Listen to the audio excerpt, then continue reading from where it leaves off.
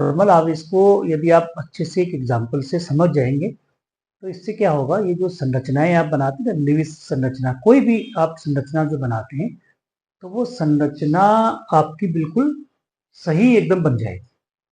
ठीक है, वैसे हमने जब लुईस संरचनाएं बनाई थी तो हमने फॉर्मल आवेश को निकालना सीखा था।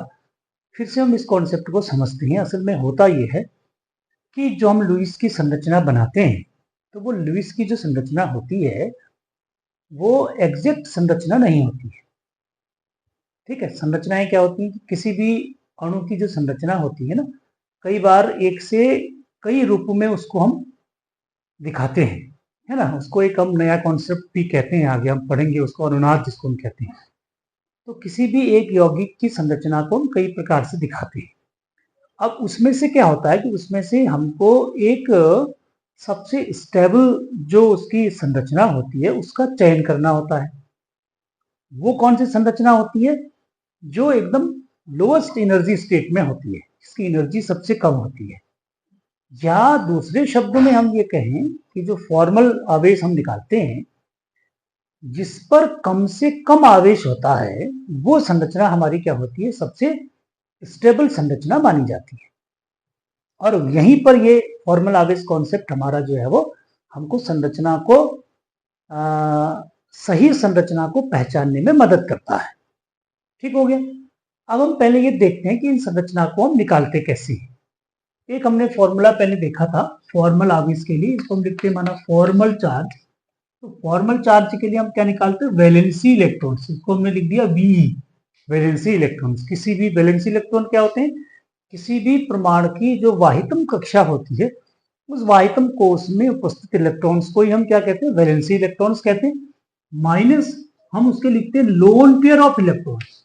जो उसमें इलेक्ट्रॉन्स लोन पेयर के रूप में उपस्थित होते हैं वो लोन पेयर ऑफ इलेक्ट्रॉन्स कर देते हैं। Minus bond pair of electron, मतलब जितने भी उस अणु में बॉन्ड पेयर्स बने होते हैं ना, उसमें जितने इलेक्ट्रॉन्स होते हैं bond pair of electrons into 1/2, या इसके ऊपर इसके नीचे भी बट्टा कर सकते हैं, इंटू 1/2 हो जाता है। ठीक है, तो इसके बराबर ये जो भी संख्या आती है वो हमारी क्या हो जाती है?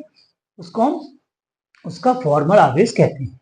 ठीक है, किसी भी अणु के लिए निकालते। अब किसी भी अणु के लिए निकालने का मतलब है कि जो भी अणु में जितने परमाणु होंगे हम प्रत्येक परमाणु के लिए इसको निकाल करके देखेंगे, है ना। और एक एग्जाम्पल के द्वारा हम इसको समझेंगे कि फॉर्मल आवेश के द्वारा या फॉर्मल आवेश ज्ञात करने पर हम कैसे सही संरचना को प्राप्त कर लेते हैं।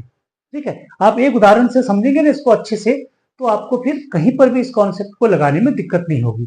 आप एक उदाहरण को समझिए। हम एक उदाहरण लेते हैं H2SO4 का, H2SO4। ठीक, इस H2SO4 को हम किस कॉन्सेप्ट के लिए समझना चाह रहे हैं? फॉर्मल आवेश कॉन्सेप्ट के लिए समझना चाह रहे हैं। ठीक है, हम इसमें पहले इसकी लेविस संरचना जो हमने पहले सीखी थी उसके आधार पर देखते हैं।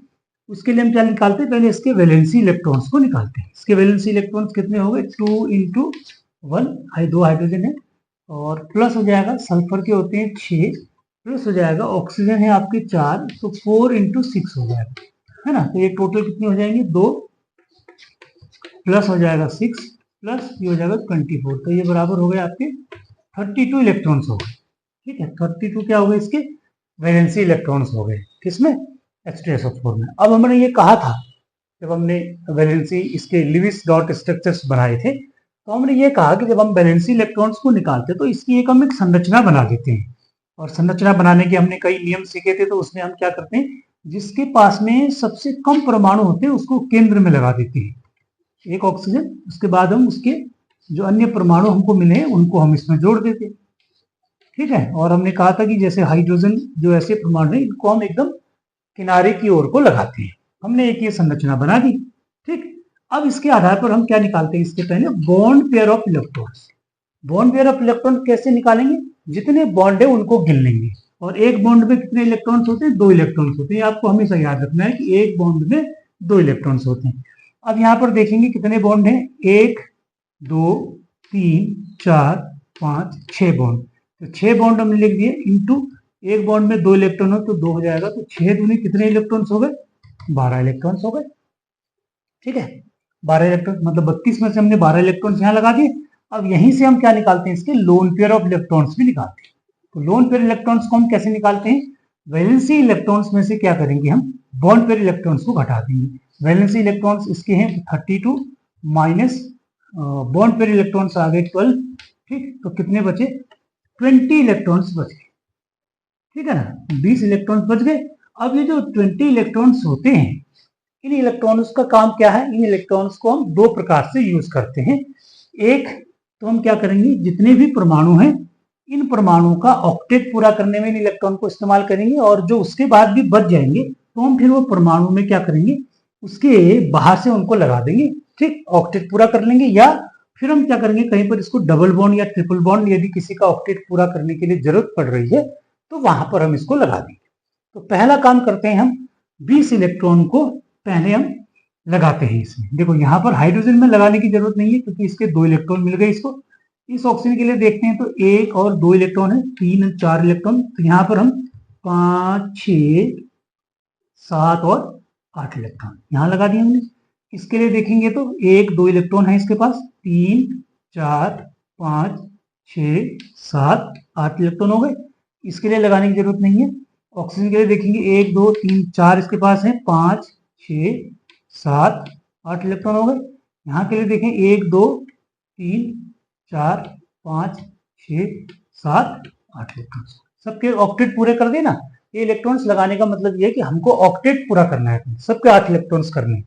तो बाहर वालों के सबके 8 इलेक्ट्रॉन्स हो गए। अब इलेक्ट्रॉन्स की संख्या गिनते हैं, उसके बराबर होनी चाहिए, वो है हमारे 20 इलेक्ट्रॉन। तो 1, 2, 3, 4, 5, 6, 7, 8, 9, 10, 11, 12, 13, 14, 15, 16, 17, 18, 19, 20।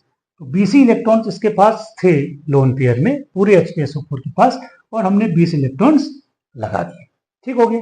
अब बाहर वाले परमाणु का सबका ऑक्टेट पूरा हो गया। अब हमारा केवल क्या बचा है, जो केंद्रीय परमाणु है सल्फर, ये बचा है। अब हम इसका ऑक्टेट गिनेंगे। तो इसमें क्या है, एक बॉन्ड है तो 2 इलेक्ट्रॉन यहाँ हो गए, 2, 3, 4 इलेक्ट्रॉन, 5, 6 इलेक्ट्रॉन, 7 इलेक्ट्रॉन, 8 इलेक्ट्रॉन। तो सल्फर के भी 8 इलेक्ट्रॉन हो गए।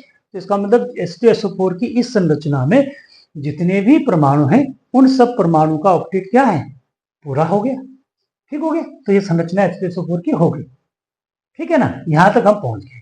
अब हम यहाँ पर क्या करेंगे, फॉर्मल आवेश के आधार पर, इस कॉन्सेप्ट के आधार पर इसमें हम प्रत्येक परमाणु में आवेश निकालते हैं, ठीक है।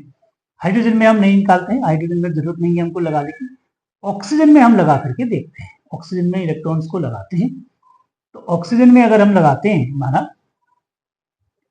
तो ऑक्सीजन इस वाले के लिए पहले हम लगा रहे हैं, तो इसके यहीं पर हम फॉर्मल चार्ज इसको निकालते हैं ऑक्सीजन के लिए। तो ऑक्सीजन के लिए देखते हैं क्या फॉर्मूला हमने लिखा है कि क्या होता है, वैलेंसी इलेक्ट्रॉन्स। ऑक्सीजन के वैलेंसी इलेक्ट्रॉन्स कितने होते हैं, 6 होते हैं, minus lone pair of electrons कितने, 1, 2, 3, 4, 4 हो गए, माइनस बॉन्ड पेयर भी कितने हो गए, 1, 2, 3, 4, 4 इसके बॉन्ड पेयर से हो गए, बट्टा हो जाएगा 2। तो कितने हो गए, 6 में से 4 गया 2, इसको भाग करेंगे 2, तो 2 माइनस 2 ये कितना आ जाएगा, 0 आ जाएगा। कहने का मतलब है ये जो ऑक्सीजन है इस पर किसी प्रकार का आवेश नहीं है, 0 आवेश है, ठीक। अच्छा, दूसरा अब इसके लिए निकाल के देखते हैं, सबके लिए निकाल के देखेंगे। इसके लिए निकालते हैं, वैलेंसी इलेक्ट्रॉन्स तो 6 ही आएंगे, ठीक। Lone pair electrons 1, 2, 3, 4, 5, 6, lone pair electrons भी 6 हो गए, माइनस बॉन्ड पेयर कितने हैं, 2 ही है, 2 बट्टा 2 हो जाएगा। तो ये कितना आ जाएगा, 6 यानी 6 विथ 0, इसको भाग करेंगे तो ये कितना आ जाएगा, ये -1 हो जाएगा, ठीक है। तो इसका मतलब इस पे कितना चार्ज है, -1 का चार्ज है, ठीक है ना। अब इसके लिए भी निकाल के देखते हैं, इसके लिए वैसे ही उसके बराबर ही आएगा, फिर भी हम निकाल के देखते हैं। इसके लिए भी इलेक्ट्रॉन्स कितने हो गए, 6 valency electrons, minus lone pair electrons 1, 2, 3, 4, bond pair electrons 1, 2, 3, 4, बट्टे हो जाएगा 2, तो ये कितना हो जाएगा, 2, 2, तो ये बराबर कितना आ जाएगा, 0। तो इसके लिए भी 0 हो गए। अब बचा हमारा ये वाला ऑक्सीजन, इसके लिए भी निकाल के देखते हैं। 6 माइनस हो जाएगा, 6 माइनस हो जाएगा 2/2, ठीक है, यही आएगा। 6 इसके हो गए, 6 लोन पेयर हो गए, एक ही बॉन्ड पेयर है, तो ये इसके लिए कितना आ जाएगा, ये हो जाएगा आपका -1, है ना। तो इसका मतलब इस ऑक्सीजन में भी कितना चार्ज है, -1 है, ठीक है ना। अब इसके बाद सल्फर के लिए निकाल के देखते हैं। सल्फर के लिए मैं यहाँ पे लिख रहा हूँ, सल्फर के लिए चार्ज लिखते हैं।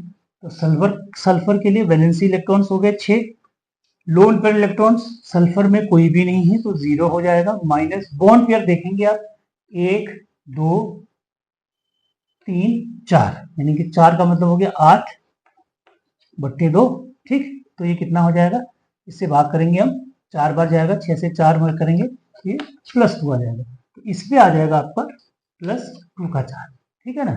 सल्फर में कितना आ जाएगा, +2। अब आप देख रहे हैं क्या हुआ, सल्फर में +2 का चार्ज आया, ऑक्सीजन में इसमें माइनस आ गया, इसमें माइनस आ गया, तो ऑटोमेटिक हमारा जो अणु है H2SO4 वो कैसा है, न्यूट्रल है।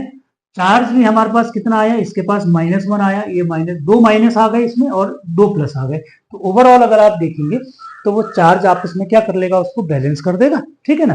तो हमारा जो अणु होगा वो कैसा आएगा, न्यूट्रल ही आएगा, ठीक है।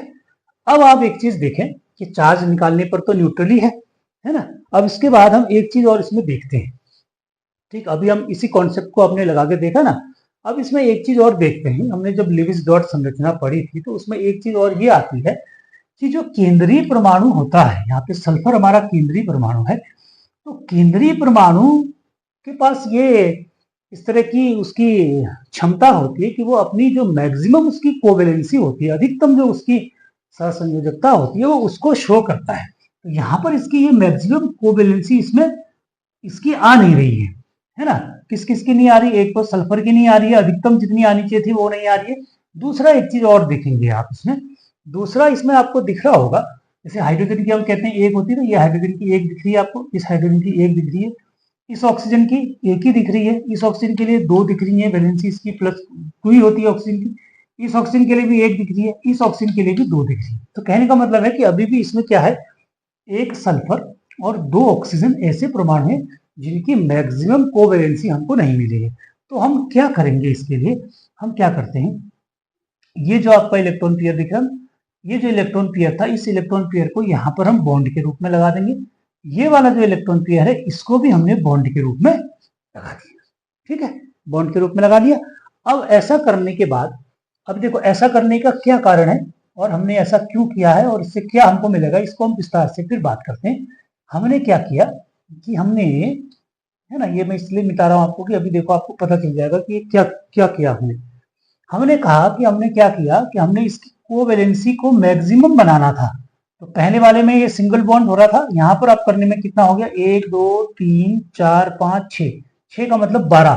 तो 12 इसकी जो होती है वो मैक्सिमम कोवैलेंसी होती है। तो सल्फर की यहाँ पे मैक्सिमम कोवैलेंसी हो गई, इस ऑक्सीजन के लिए भी मैक्सिमम 2 हो गई, इसके लिए भी 2 हो गई, है ना, ठीक।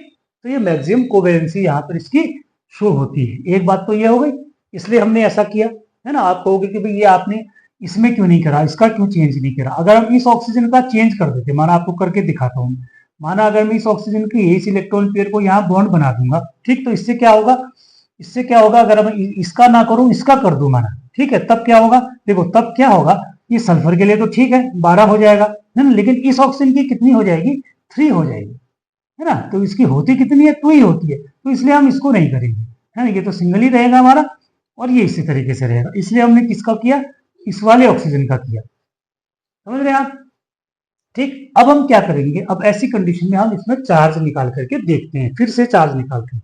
अब जिनमें 0 था उसको तो हम नहीं निकालते हैं, किसमें 0 था, इसमें 0 था तो इसका चार्ज नहीं निकालते, इसमें भी 0 था इसका नहीं निकालते। जिनमें हमारा आ रहा था, इसमें पहले नेगेटिव आ रहा था ना, अब देखिए इसमें भी चार्ज निकाल के देखते हैं,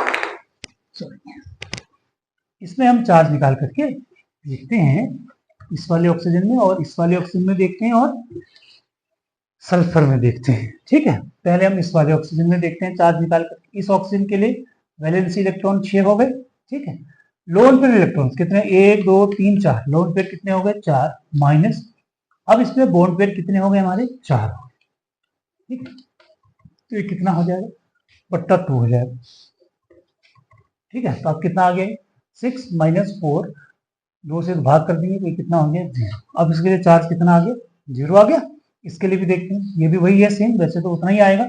6 इसके वैलेंसी इलेक्ट्रॉन्स हो गए, माइनस लोन पेयर देखेंगे कितने हैं, 4 हो जाएगा, माइनस बॉन्ड पेयर भी कितने हो गए, 2 बॉन्ड है तो 4 हो जाएगा, बच्चा हो जाएगा 2। तो इसका भी चार्ज क्या हो गया, 0 हो गया।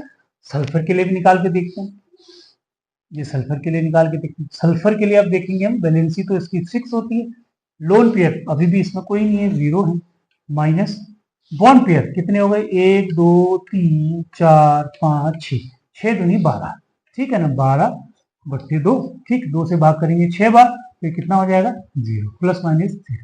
अब सल्फर में भी कितना आ गया 0। अब आप देख रहे कि ये जो फॉर्मल आवेश की कल्पना है उसकी वो कैसे काम करती है। जब हमने फॉर्मल आवेश को निकाला तो हमको जो संरचना पहले मिल रही थी और हमें जो संरचना बाद में मिली, अब जो ये जो संरचना मिली है ना, इसमें क्या हो रहा है, कहीं पर भी कोई चार्ज नहीं आ रहा है, प्रत्येक परमाणु की वैलेंसी भी पूरी है, ठीक। तो अब इसकी जो संरचना बन गई वो हमारी ऐसी बन जाती है, H2SO4 की संरचना ये हो जाएगा, ये H हो जाएगा, ये H हो जाएगा और ये H हो जाएगा। तो ये हमारी H2SO4 की संरचना बनेगी जिसमें किसी प्रकार का कोई आवेश नहीं है। और जो फॉर्मल आवेश संकल्पना होती है इसका इस्तेमाल या जो असली जो इसका उपयोग होता है वो इसी प्रकार से सही संरचना को ज्ञात करने में किया जाता है, इसलिए हम इस कॉन्सेप्ट को सीखते हैं, ठीक। अब इस प्रकार से आप जितनी भी संरचनाएं आपको मिलती हैं उन संरचनाओं में इस कॉन्सेप्ट को आप लगाएंगे तो आपको प्रत्येक अणु की जो सही संरचना है जिनमें मिनिमम चार्ज होता है, जिसमें मिनिमम चार्ज होता है उसकी स्टेबिलिटी मैक्सिमम होती है, तो ऐसी संरचना आपको ज्ञात करने में फॉर्मल आवेश कॉन्सेप्ट जो है वो मदद करता है, ठीक है।